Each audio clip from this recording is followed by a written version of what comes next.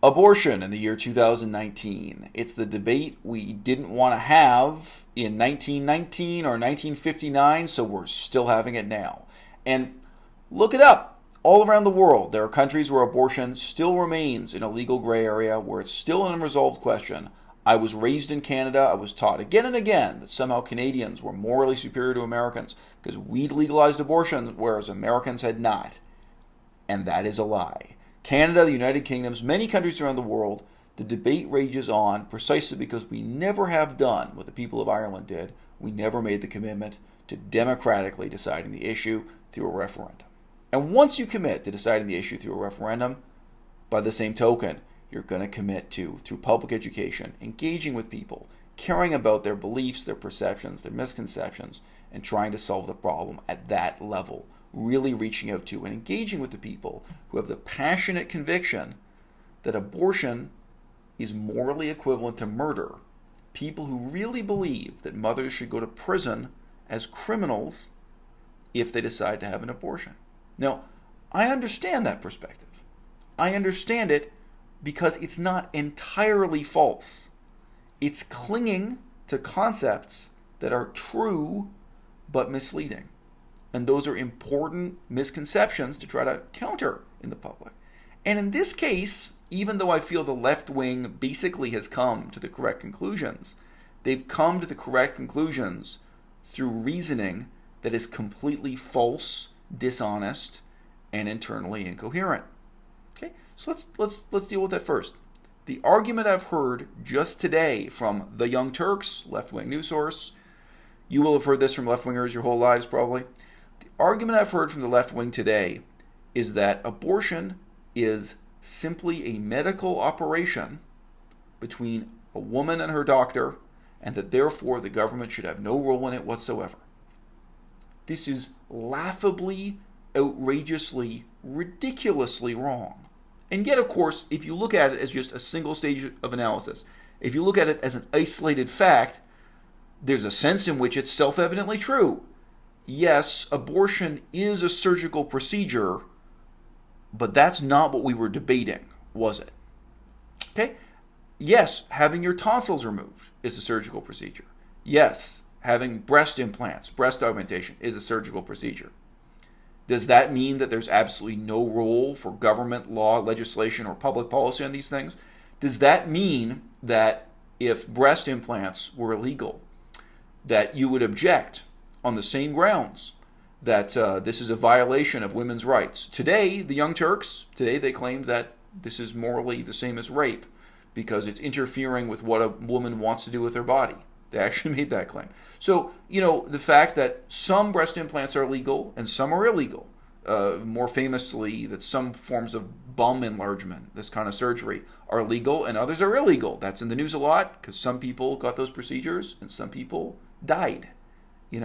The fact that those decisions are made in the public interest for public welfare by the government, the fact that actually there are myriad laws even governing whether or not you can have your tonsils removed. This is already one thing that's incoherent and dishonest with the argument. Even if we were to accept the premise that there was no more ethical significance to an abortion than there is to having your tonsils removed, we would still have a question of responsible public education and public policy of trying to reduce the number of people having their tonsils removed surgically every year. We still have to say, well, look, what is it? Is it a strep throat epidemic? Is it lack of hygiene? Is it food standards? Why is it that so many people are going to hospitals having their tonsils removed? Is there a misconception that you'll be a better singer if you have your tonsils removed? You have to do public education and tell people stop getting this. What is it we have to do step by step? So we have a society where there are as few tonsils being removed as possible, where in fact the ideal number of tonsillectomies, of tonsil removing surgeries, the ideal number is actually 0. And we're never going to achieve that. But let's admit this is something that's bad and wrong and a problem, and that we're engaged in public policy trying to minimize. That is the position that is unthinkable to the left wing and the mainstream left, the mainstream center left, because they've been avoiding the real ethical, cultural, and even legal problems raised by abortion by trying to insist, one, that it's simply a type of surgery, and then two, any legislation interfering with it is violating a woman's right to just privately decide this with her doctor. And the shame of it is, as I say, the left wing has basically come to the right conclusion that, yeah, the simplest solution to this problem is to legalize abortion and try to have public education campaigns making birth control more available. Indeed, even making adoption more available, making alternatives more available to try to minimize the number of abortions in society. But on the other hand, the conservatives and the right wing are clinging to the simple notion that abortion is a form of infanticide. And that also, regarded in isolation, is indeed a fact. I think every society in the history of the world has had one form of socially sanctioned, legally acceptable infanticide or another. And in our society, here and now, when children are born with very serious mental and physical disabilities, I think we should have infanticide permitted for some number of months, within some limits, for some conditions, even after the birth of the child. It's a tremendously scary and saddening thing to take responsibility for. But again, you can confront people with this moral question. Well, if you really believe that this is murder, if you really believe that under any circumstances having an abortion, under any circumstances committing infanticide is murder, who is going to raise those children? Is it you? And if not you, then who?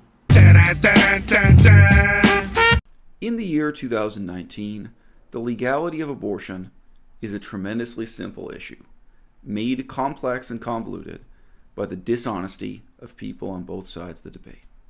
The dishonesty, I feel, stems from a fundamental discomfort with democracy itself. Very few people on the left or right are really interested in democracy in the sense handed down to us from ancient Athens, democracy in the sense practiced by the people of Ireland when they had a vote on the issue, when they had a referendum, when they determined through direct democracy whether abortion should be legal or illegal. That is ultimately the decision that we all have to make, society by society, state by state, whatever the case may be. And if we make the decision democratically, then we all have to be tremendously concerned about public education, about the level of enlightenment and understanding that the general public has as is applied to this issue, because if the public lacks a certain level of education or enlightenment on the issue, then it's going to have terrible consequences for us all. That's one of the fundamental virtues of democracy, as opposed to an elitist despotism. If you live in an elitist despotism, you can just decide, well, this is the right answer. A small number of people in power make that decision, and then the rest of us live with the consequences. And it doesn't matter what percentage of the general public fail to understand it, have an ethical or other objection to the idea. And today in the United States of America, only 18% of people take the view that under absolutely no circumstances should abortion be legal, should abortion be permitted. Those people matter. Those people matter too. If you sincerely care about democracy, about the future of the democracy in your country, you should care about reaching out to and educating those people, engaging with them, and getting them to think beyond just a single stage of analysis. Now, the term I just used may seem unfamiliar, but it's really easy to understand. I'm vegan. We have similar and similarly flawed debates about veganism all the time. Matt Dillahunty recently said that he saw absolutely nothing wrong morally with drinking cow's milk. And he said this because drinking the milk itself doesn't kill a cow. All right, that may be true, but that's looking at only a single stage of the process. That's not doing a full life cycle analysis. It's not even doing a 10-year analysis.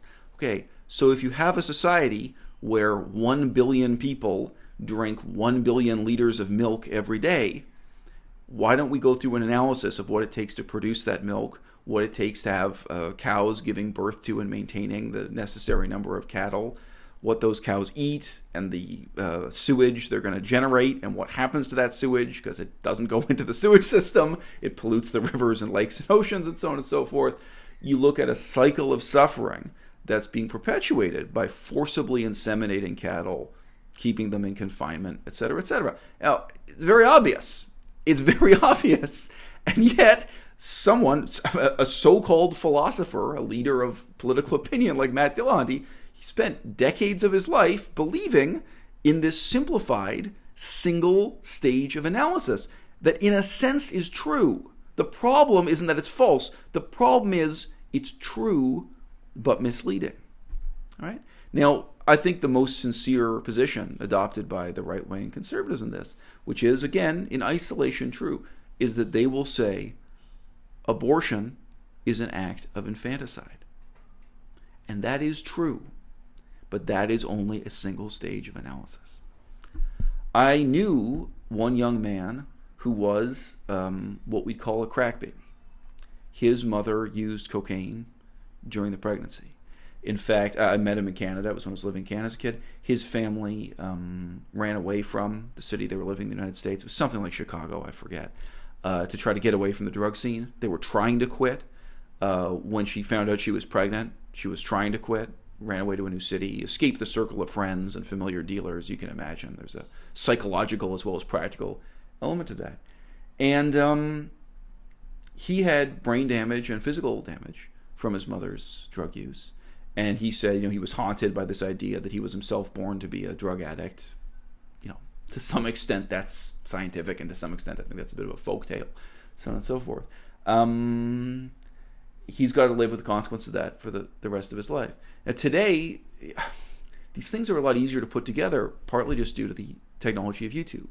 You can put together case studies and testimonials and real examples, and you can share them with the public. You educate the public about the real consequence of these things. In the past, lawyers had to go around and find people who were willing to testify in front of Congress or in front of Parliament, depending on what country you're in, and then newspaper writers would report on that, and then people would just be looking at the dry text of this in a newspaper and not seeing the physical reality of what it is to raise a kid who's brain damaged or disabled due to the drug addiction of the mother. And with that guy I met, he was one of the lucky ones.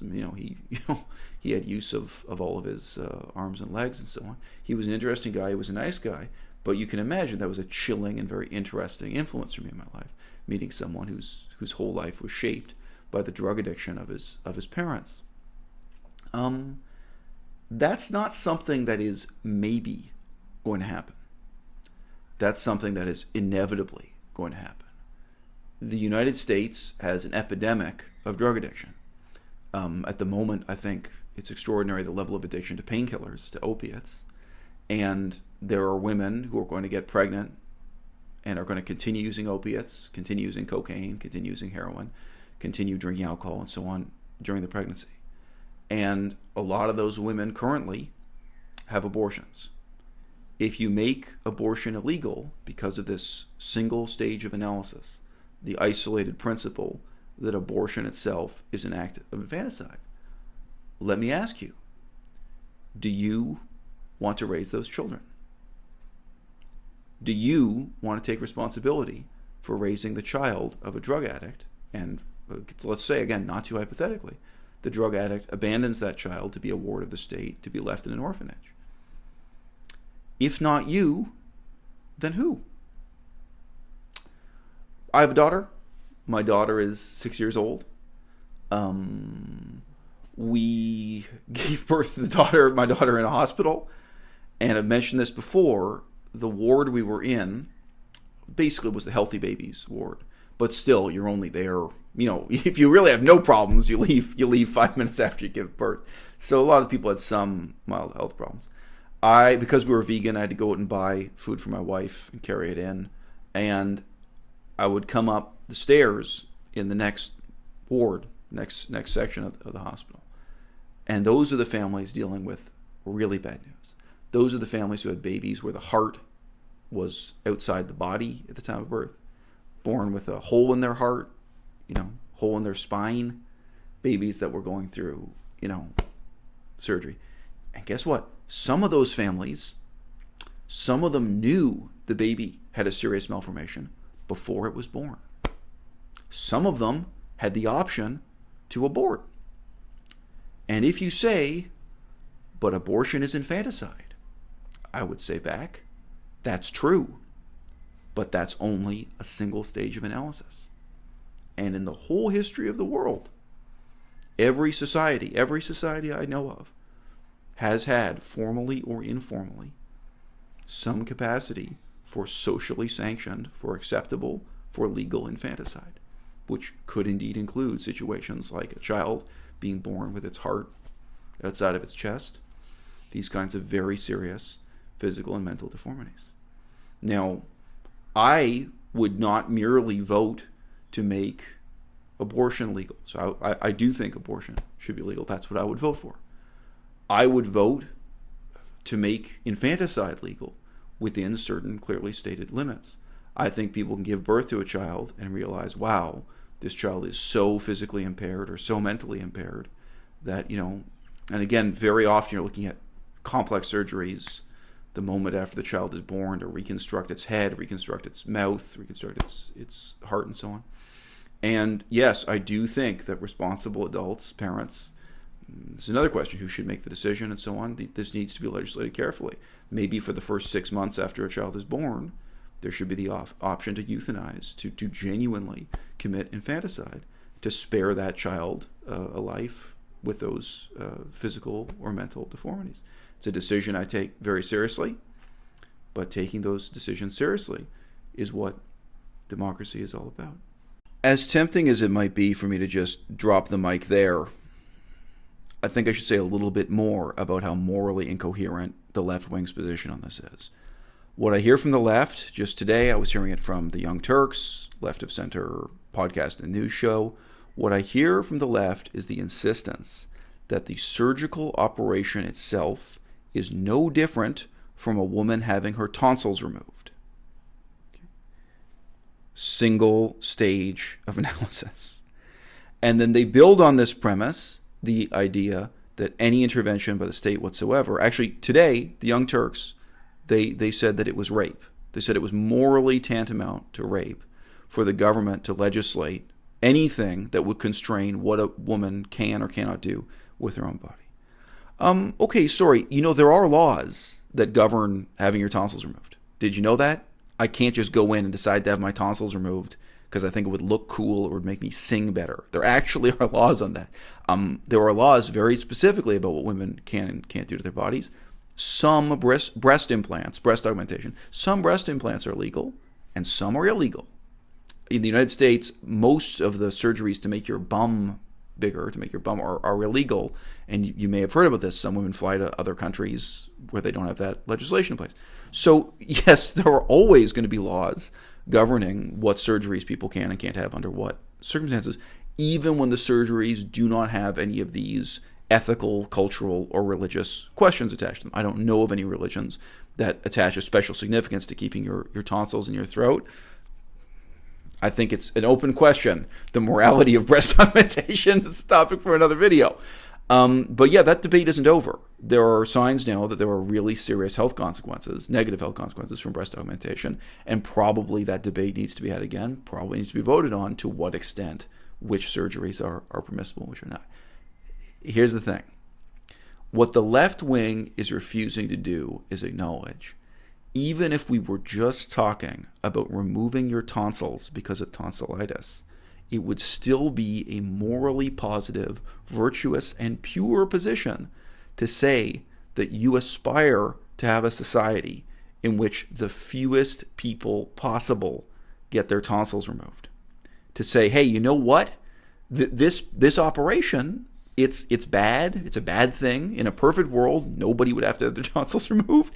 And we've got to look at all the policies and procedures we can put in place so that there are circumstances that avert this, where there are as few as possible, and so that there are alternatives. All right? That really is the morally responsible attitude to take towards abortion. And nobody can do it because nobody's willing to get past this single stage of admitting, yes, abortion is a form of infanticide. And therefore, there are all kinds of alternatives. There are alternatives that include the child being given up for adoption. There are alternatives that include making contraception as available as possible and the public being as well informed as possible, et cetera, et cetera. There's a whole series of policy choices you can make that are going to minimize the number of accidental and unwanted pregnancies. And yeah, some of them are coercive. Again, when you think about it, when you think about women who, may be legally insane, may be mentally impaired, may be drug addicts, may be a combination of all three. you can sometimes get, one woman like that who's repeatedly getting pregnant and repeatedly having abortions. There are tough decisions and legal questions. They say, okay, well, at what point do we start really legislating? People have to take responsibility for their own reproduction. And when they fail to, at what point do you say, look, we have to really incentivize people to take this responsibility and take it seriously, because we don't want to be a society with X billion abortions happening per year. We want to be a society that in a judicious way, through public policy, is minimizing the number of abortions. Okay? Now, one of the reasons why I'm so familiar with all this is that it's closely comparable to discourse we have within veganism. Okay? If you come to the conclusion that everyone should adopt a vegan diet, it's a good conclusion. But people come to that conclusion through incredibly flawed, circuitous, and wrong courses of reasoning. One of the most common, they say, oh, well, all life is sacred, therefore they're vegan. I don't believe that. I'm a nihilist. I don't think any life is sacred, human or animal. But I'm vegan because it's the right thing to do, because I'm interested in people taking responsibility for the consequences of their actions and making the world a better place. All right? Legalizing abortion, which countries like Canada have not yet done. Countries like the United Kingdom, England, have not yet done. Society is carrying on in a very hypocritical way. If you really believe in democracy, you should don't press for the status quo. Press for outright legalization. Right now in the United States of America, you should be pressing for a referendum on a constitutional amendment to legalize abortion. You should do it democratically. You don't want Supreme Court justices making the decision. Stop and think. Why do you call a judge in court, my lord? It's a court. Think about the meaning of the word court. This is a medieval, feudal, aristocratic arrangement. This is not democracy. You don't want judges deciding this for you. You want to decide this democratically, and as soon as you commit to a democratic solution to this problem, then you're going to commit to public education, lobbying, involving people, even the backward people of Arkansas, the people who are most committed to making abortion illegal. You're going to involve them in this discourse to legalize abortion. You have to understand that the commitment to legalizing abortion is not going to be the end of the struggle. No more than the commitment to legalizing abortion would end adoption, or would end drug addiction, or would end the myriad other social problems of, indeed, rape, incest, that intersect with this issue. Okay? You're not going to solve all of them with one law, and you're not going to solve all of them with one stroke of the pen. And there's going to be an ongoing discourse about how we as a society can better educate and prepare people of both genders so that we have the fewest unwanted pregnancies possible, so that we have the fewest abortions possible. I mean, really, people like to disrespect my crew, but the fact is that you know my name and I don't know you.